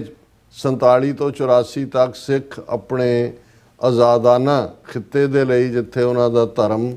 ਸੱਭਿਆਚਾਰ, ਬੋਲੀ, ਸਿੱਖੀ ਕਦਰਾਂ ਕੀਮਤਾਂ ਮਹਿਫੂਜ਼ ਹੋਣ, ਉਸ ਦੇ ਲਈ ਉਹ ਸਟਰਗਲ ਕਰਦੇ ਨੇ। ਔਰ ਟੋਟਲ ਵਾਰ, ਜੂਨ ਦਾ ਪਹਿਲਾ ਹਫਤਾ ਟੈਂਕਾਂ ਤੋਪਾਂ ਨਾਲ ਸਿੱਖ ਕੌਮ ਦੇ ਖਿਲਾਫ declare war, physical, cultural, historical, statistical, economical genocide. ਬਿਲਕੁਲ। ਹੁਣ ਇਹ ਗੱਲ ਜਦੋਂ ਇੱਕ ਕਿਤਾਬ ਕੁਲਦੀਪ ਨਈਅਰ ਨੇ ਲਿਖੀ ਔਰ ਉਹਨਾਂ ਨੇ ਜਿੰਦਾ ਸੁੱਖਾ ਔਰ ਦੂਸਰਿਆਂ ਨੂੰ ਦਹਿਸ਼ਤਗਰਦ ਲਿਖਿਆ ਸੀ, ਉਹਨਾਂ ਨੇ ਉਹਨੂੰ ਵੀ ਚਿੱਠੀ ਲਿਖੀ ਸੀ। ਉਹਨੇ ਕਿਹਾ ਸੀ ਕਿ ਵੀ ਜਿੱਥੇ ਤੁਸੀਂ ਭਗਤ ਸਿੰਘ ਜਾਂ ਊਧਮ ਸਿੰਘ ਜਾਂ ਦੂਸਰਿਆਂ ਨੂੰ ਉਹਨਾਂ ਨੂੰ ਸ਼ਹੀਦ ਕਹਿੰਦੇ ਹੋ, ਫਰਕ ਦੱਸੋ ਕੀ ਹੈ। ਕਿ ਭਾਈ ਉਸੇ ਹੀ ਹੁਣ ਕੋਈ ਬੇਅੰਤ ਸਿੰਘ, ਸਤਵੰਤ ਸਿੰਘ, ਕੇਹਰ ਸਿੰਘ ਦਾ ਕੋਈ ਇੰਦਰਾ ਗਾਂਧੀ ਨਾਲ ਜ਼ਮੀਨ ਦਾ ਰੌਲਾ ਨਹੀਂ ਸੀ, ਕੋਈ ਵੱਟ ਦਾ ਰੌਲਾ ਨਹੀਂ ਸੀ, ਕੋਈ ਜਾਇਦਾਦ ਦਾ ਰੌਲਾ ਨਹੀਂ ਸੀ, ਕੋਈ ਜਿੰਦੇ ਸੁੱਖੇ ਦਾ ਦੇ ਨਾਲ ਕੋਈ ਜਨਰਲ ਵੈਦਿਆ ਦਾ ਕੋਈ ਨਿੱਜੀ ਵੈਰ ਨਹੀਂ ਸੀ। ਹੁਣ ਜੇ ਇਹੀ ਊਧਮ ਸਿੰਘ ਦਾ ਕੋਈ ਮਾਈਕਲ ਅਡਵਾਇਰ ਜਾਂ ਡਾਇਰ ਦੇ ਨਾਲ ਕੋਈ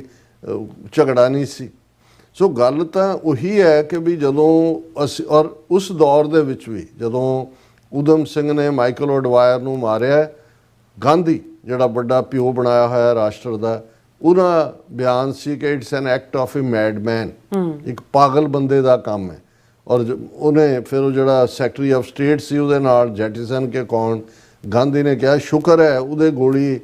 ਭਾਵੇਂ ਲੱਗੀ ਪਰ ਉਹ ਜ਼ਖਮੀ ਜਿਹੜਾ ਉਹ ਮਰਿਆ ਨਹੀਂ ਹੈ। ਸੋ ਉਸ ਪੀਰੀਅਡ ਦੇ ਵਿੱਚ ਵੀ ਜਿਹੜਾ ਹੈ ਉਹੀ ਕੁਛ ਸੀ। ਤੇ ਅੱਜ ਵੀ ਸਿਰਫ ਇਹ ਹੁੰਦਾ ਹੈ ਕਿ ਵੀ ਜਦੋਂ ਫਿਰ ਮੁਲਕ ਆਜ਼ਾਦ ਹੋ ਗਿਆ, ਪਾਵਰ ਉਹਨਾਂ ਦੇ ਹੱਥ ਆਈ, ਫਿਰ ਉਸੇ ਹੀ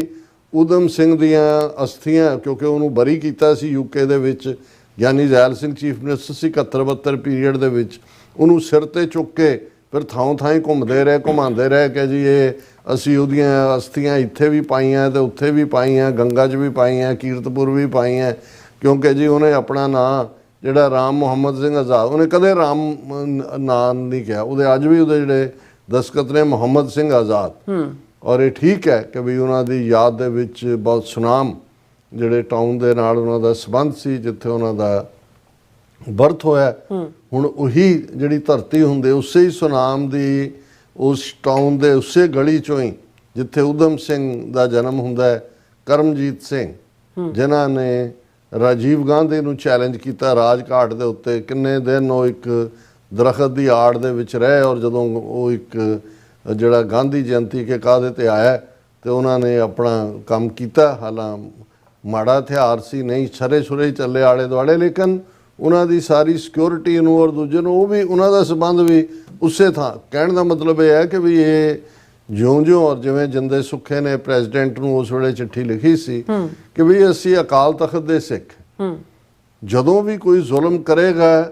ਤੁਹਾਡਾ ਤਖਤ ਜਿਹੜਾ ਦਿੱਲੀ ਦਾ, ਉਹਦੀ ਟੱਕਰ ਜਦੋਂ ਵੀ ਅਕਾਲ ਤਖਤ ਨਾਲ ਹੋਏਗੀ, ਅਕਾਲ ਤਖਤ ਦੇ ਸੱਚ ਹੱਕ ਇਨਸਾਫ ਦੇ ਯੋਧੇ ਅੱਗੇ ਵਧਣਗੇ। ਜਲਿਆਂਵਾਲੇ ਬਾਗ ਹੁੰਦਾ ਹੈ, ਊਧਮ ਸਿੰਘ ਆ ਕੇ ਅਕਾਲ ਤਖਤ ਤੇ ਅਰਦਾਸ, ਅੰਮ੍ਰਿਤਧਾਰੀ ਨੌਜਵਾਨ ਸੀ ਉਹ, ਬਾਅਦ 'ਚ ਭਾਵੇਂ ਉਹਨੂੰ ਅਮਰੀਕਾ ਆਇਆ, ਇੱਧਰ ਆਇਆ, ਆਪਣਾ ਬਦਲਣਾ ਪਿਆ ਹੁਲੀਆ, ਔਰ ਉਸਨੇ ਅਰਦਾਸ ਕੀਤੀ ਕਿ ਵੀ ਮੈਨੂੰ ਸਤਿਗੁਰੂ ਬਲ ਦਿਓ ਕਿ ਵੀ ਮੈਂ ਇਹਨਾਂ ਨੂੰ ਸਜ਼ਾ ਯਾਫਤਾ ਕਰਾਂ। ਔਰ ਇਸੇ ਤਰ੍ਹਾਂ ਬੇਅੰਤ ਸਿੰਘ ਸਤਵੰਤ ਸਿੰਘ ਉਹ ਵੀ ਅਕਾਲ ਤਖਤ ਤੇ ਆਏ, ਜਿੰਦਾ ਸੁੱਖਾ ਵੀ ਅਕਾਲ ਤਖਤ ਤੇ ਆਏ। ਸੋ ਮੈਂ ਸਮਝਦਾ ਵੀ ਇਹ ਜਦੋਂ ਅਸੀਂ ਸੰਘਰਸ਼ ਦੀ ਗੱਲ ਕਰਦੇ ਹਾਂ ਔਰ ਹਮੇਸ਼ਾ ਅਸੀਂ ਉਹਨਾਂ ਨੂੰ ਜਿਹੜੇ ਅੰਗਰੇਜ਼ੀ ਰਾਜ ਦੇ ਖਿਲਾਫ ਜੂਝੇ, ਉਹ ਭਗਤ ਸਿੰਘ ਹੋਏ, ਊਧਮ ਸਿੰਘ ਹੋਣ, ਸਾਡੇ ਗਦਰੀ ਬਾਬੇ ਹੋਣ, ਉਹਨਾਂ ਨੂੰ ਅਸੀਂ ਇਹ ਨਹੀਂ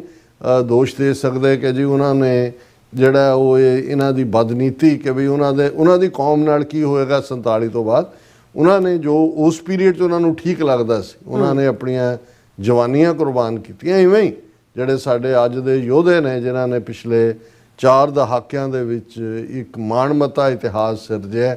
ਉਹ ਅਕਾਲ ਤਖਤ ਦੀ ਉਸ ਅਜ਼ਮਤ ਦੇ ਰਾਖੇ ਨੇ। ਉਹਨਾਂ ਨੂੰ ਇਸ ਗੱਲ ਦੀ ਸਮਝ ਹੈ ਕਿ ਭਾਈ ਅਲਟੀਮੇਟਲੀ ਗੁਲਾਮੀ ਦੇ ਸੰਗਲ ਕੱਟੜੇ ਨੇ ਔਰ ਉਹ ਸਾਰੇ ਦੇ ਲਈ ਕੁਰਬਾਨੀਆਂ ਕਰਨ ਵਾਲੇ ਨੇ। ਸੋ ਅਸੀਂ ਅੱਜ ਦਾ ਇਹ ਸਮੁੱਚਾ ਪ੍ਰੋਗਰਾਮ ਸ਼ਹੀਦ ਊਧਮ ਸਿੰਘ ਦੀ ਯਾਦ ਨੂੰ ਸਮਰਪਿਤ ਕਰਦੇ ਹਾਂ। ਜੀ ਡਾਕਟਰ ਸਾਹਿਬ, ਤੁਹਾਡਾ ਬਹੁਤ ਬਹੁਤ ਸ਼ੁਕਰੀਆ। ਸਾਥ ਲੈਣ ਬ੍ਰੇਕ ਔਰ ਬ੍ਰੇਕ ਦੇ ਜਾਣ ਤੋਂ ਪਹਿਲਾਂ ਅਸੀਂ ਦਰਸ਼ਕਾਂ ਤੇ ਸਰੋਤਿਆਂ ਨੂੰ ਅਪੀਲ ਤੇ ਬੇਨਤੀ ਕਰਦੀ ਵਿਊਅਰਸ, ਜਿਸ ਤਰ੍ਹਾਂ ਤੁਸੀਂ ਜਾਣਦੇ ਹੋ ਕਿ ਟੀਵੀ 84 ਹੱਕ ਸੱਚ ਇਨਸਾਫ ਦੀ ਆਵਾਜ਼ ਬੁਲੰਦ ਕਰ ਰਿਹਾ ਹੈ। ਇਹ ਆਵਾਜ਼ ਤੁਹਾਡੇ ਪਿਆਰ ਸਦਕਾ, ਤੁਹਾਡੇ ਵਿਸ਼ਵਾਸ ਸਦਕਾ, ਤੁਹਾਡੇ ਡੋਨੇਸ਼ਨ ਸਦਕਾ ਹੀ ਹੋ ਸਕਦੀ ਹੈ। ਸੋ ਅਸੀਂ ਚਾਹਾਂਗੇ ਕਿ ਤੁਸੀਂ ਟੀਵੀ 84 ਦੀ ਚੜ੍ਹਦੀ ਕਲਾ ਲਈ ਵੱਧ ਤੋਂ ਵੱਧ ਡੋਨੇਟ ਕਰੋ। ਡੋਨੇਟ ਕਰਨ ਲਈ ਸਾਡੀ ਵੈਬਸਾਈਟ tv84.tv ਤੇ ਜਾ ਕੇ ਪੇਪਲ ਦੀ ਵਰਤੋਂ ਕਰਕੇ ਵਨ ਟਾਈਮ ਡੋਨੇਟ ਕਰ ਸਕਦੇ ਹੋ, ਮੰਥਲੀ ਡੋਨੇਟ ਵੀ ਕਰ ਸਕਦੇ ਹੋ। ਤੁਸੀਂ ਟੀਵੀ 84 ਦੇ ਨਾਮ ਤੇ ਚੈੱਕ ਬਣਾ ਕੇ ਸਾਨੂੰ ਮੇਲ ਵੀ ਕਰ ਸਕਦੇ ਹੋ ਸਾਡੇ ਇਸ ਪਤੇ ਤੇ 36-01 37th Avenue, ਲੌਂਗ ਆਈਲੈਂਡ ਸਿਟੀ, ਨਿਊਯਾਰਕ 11101 USA, ਜਾਂ ਫਿਰ ਤੁਸੀਂ ਸਾਨੂੰ ਫੋਨ ਰਾਹੀਂ ਵੀ ਸੰਪਰਕ ਕਰ ਸਕਦੇ ਹੋ 5166619184। ਤੁਸੀਂ ਸਾਨੂੰ ਈਮੇਲ ਵੀ ਕਰ ਸਕਦੇ ਹੋ info@tv84.tv ਤੇ। ਅਸੀਂ ਤੁਹਾਡੇ ਤਹਿ ਦਿਲ ਤੋਂ ਸ਼ੁਕਰਗੁਜ਼ਾਰ ਹੋਵਾਂਗੇ। ਸੋ ਥੱਲੇ ਨੇ ਬ੍ਰੇਕ ਵਿਊਅਰਸ, ਤੁਸੀਂ ਸਾਨੂੰ ਇਸੇ ਤਰ੍ਹਾਂ ਬਣੇ ਰਹਿਣਾ। ਮਿਲਦੇ ਹਾਂ ਆਫਟਰ ਦਿਸ ਸ਼ਾਰਟ ਬ੍ਰੇਕ।